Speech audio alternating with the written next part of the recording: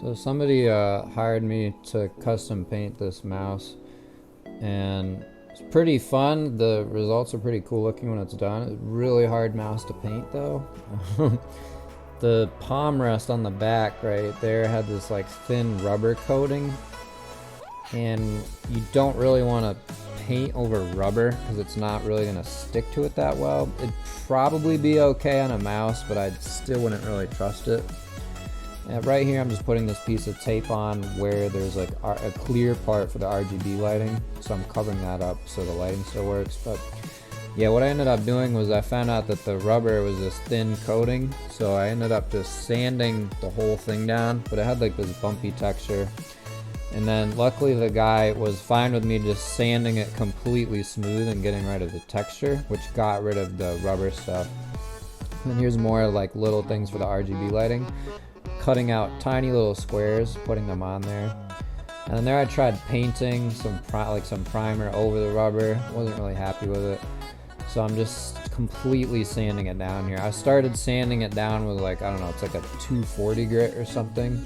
And then just made my way down to a 600. I'm sanding down the whole mouse with 600 grit. I'll leave a link, you can get the different sandpapers. And then in order to keep the Corsair logo, I sanded it down to there, put a piece of tape over it with the logo still there, and then I drew with a pen. You can see the pen on the piece of tape there, like tracing the logo. And then after I sanded it all down, I just put the piece of tape back down and then cut around where the pen was. And that logo is a real pain in the ass to do because it's like really small and detailed.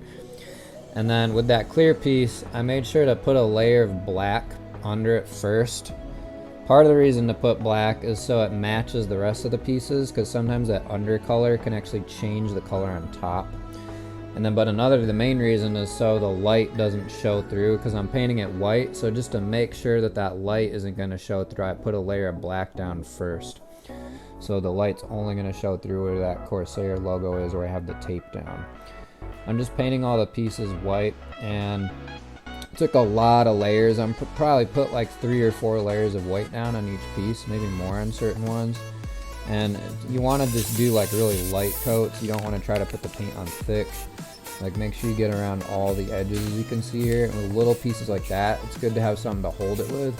I think the best thing actually to use to hold it is if you have like a little alligator clip, like a roach clip type of thing you might call it, on the end of kind of like a chopstick sort of thing.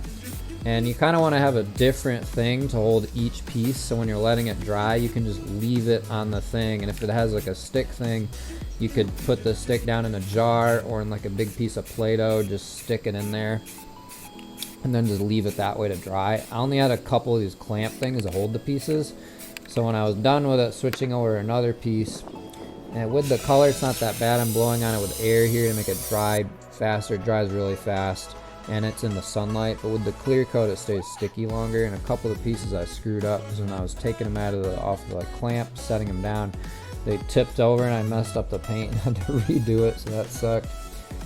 Then the reason I'm putting these pieces back together is so you'll see I'm about to do a fade with baby blue the guy wanted me to do. And it's so the fade matches on all those different pieces, so I'm not like doing them on the different pieces separate and then it's not going to match up right. So I just put it back together like this just to do the fade.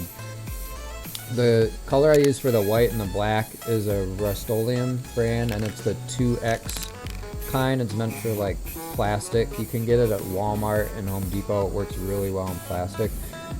But they didn't have a good baby blue in the Home Depot that I went to, so this is a Montana one, and I don't know why, but it was getting that like splatter effect, which I actually like the way it looks for a fade, but it was kind of disappointing that like, because that paint is really expensive, so I don't feel like it's not supposed to splatter like that. I don't know, maybe it was because I was using it in the sun or something, but I doubt it. Usually when the spray paint heats up better, it'll spray a lot better. You actually don't want it to be really cold. There's like 3 different side pieces too that I put the fade on, because the right side of that mouse has 2 optional side pieces you can use to attach with magnets. It's a really cool looking mouse.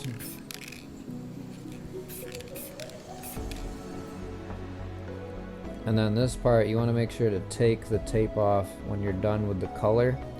before you paint the clear. And as you can see, there's little white specks there. A lot of times it won't come out perfect. The best way to get rid of those is take like a tiny little pick or screwdriver or a paper clip, dip it in acetone, which is like a really strong paint thinner, and just scrape the pieces away. You can do that. You can also take a tiny brush and like go back with the spray paint if you need to. Just spray the spray paint in like a cap, dip your brush in it and go back. And when you take the tape off for like the logo, it'll leave a little lip where the paint is. Take like some 1000 grit sandpaper, 1000 grit, and just very lightly sand down the edges of it to get rid of some of that texture. You can do it if you're doing like splatter or something too that has like hard texture, and you can sand it down first.